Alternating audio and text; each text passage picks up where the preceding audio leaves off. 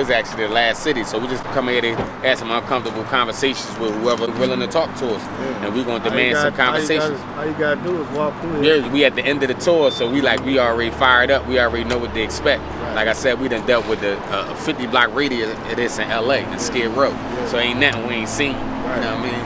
So now we just ready to go out here and attack it and tell them what we got to offer. Right. So Mike, they come over here now, they can talk perfectly. Don't set standards as a family member. Like you don't got, like listen, you don't got to tolerate no nonsense, but we gonna hold him accountable to get his life together. You know what I'm saying? So now that's working together. That's why it's called family. Because that's what a lot of people struggle with. They ain't reconnect, think people don't love them no more. It's not easy. It's not easy. It's hot. We hardly ever have water. These people came yesterday and gave everybody a case of water, which was like, that's huge. Water's like money out here. And you just have to, you scrapple. There's people out here that get checks that, can take care of themselves. And there's other people that don't, that have to hustle a lot, like me. Like we talked about, nobody just wake up one day and become homeless. No, I mean, I had a great job. Right. I worked at it for 17 years. Right. We got laid off, and then I had this accident. I was actually life-flighted to the hospital. Right. I was in there for 3 months. I got out. My husband had cancer, so I went through treatment with him. Then he was okay. Right. And then all of a sudden, he started about 3 years later, he started getting really sick with a bunch of other problems. He ended up passing away, and it's like, man, we were paying medical bills. I was trying to save, and I 401ks, you shoot through that in no time, paying, mortgage. We had a house, cars, everything. Yeah. I just couldn't keep up. It's like trying to swim in quicksand, getting things done, but I mean, you just have to keep at it. That's all. You don't have a choice. If it's going to get done, you have to make it happen.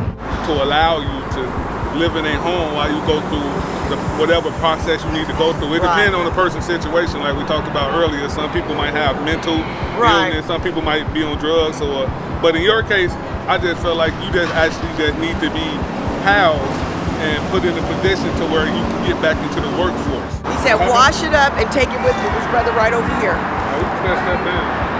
Wasn't that nice? Yeah. Very nice. Somebody talked to you about helping you get out? My health just went down. Going through a lot of mentally and physical problems. Okay. And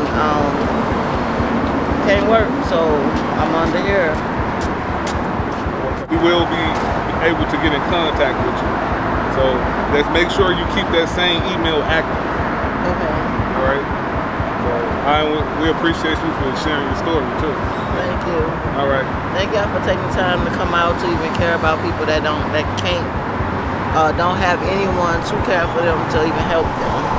That's got us to see every other mayor. All right. While she's doing that, how long are you all going to be here? We may be here 5 minutes because they may not see us. No, I'm talking about Houston. Oh, we're scheduled to leave here tomorrow. And we select nonprofits within your community to implement the solutions, and then we put together an integrity team to oversee that. When are you guys here till tomorrow? If anything, we could do first thing. And let me tell you why. That young man was the uncle of the lady killed in Fort Worth by the police. And recently, yes. And so we need to get back for a press conference with him and his family. And so that's why we're interrupting the last part of Houston. What's the latest meeting you could have tomorrow? 10 in the morning. Okay. Yeah. So let me do this. Let me. But we can meet up until now to 10 in the morning. So if he wants to meet at 1.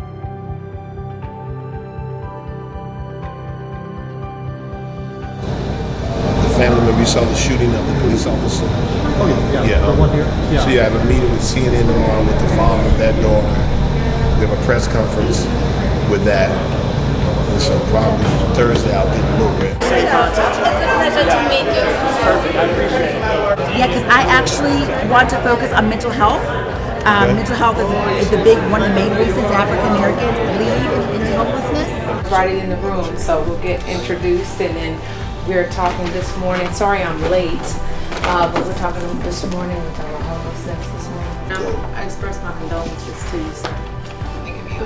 Thank y'all for coming. So a lot of this has to be brought to the forefront because either HUD has to rearrange how they send the money with some stricter requirements, or cities have to look at a different model. Mm-hmm. Because at the end of the day, we cannot continually have people sleeping on the streets and think that the city's gonna progress and crime's gonna go down and life is gonna be better. See where she's discharged, whatever, rolling down. She's sitting there rocking. Her hair's falling out, and she's just talking.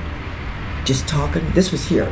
Just talking. So can you leave a person on the street who has she is visas? incapable of So anything.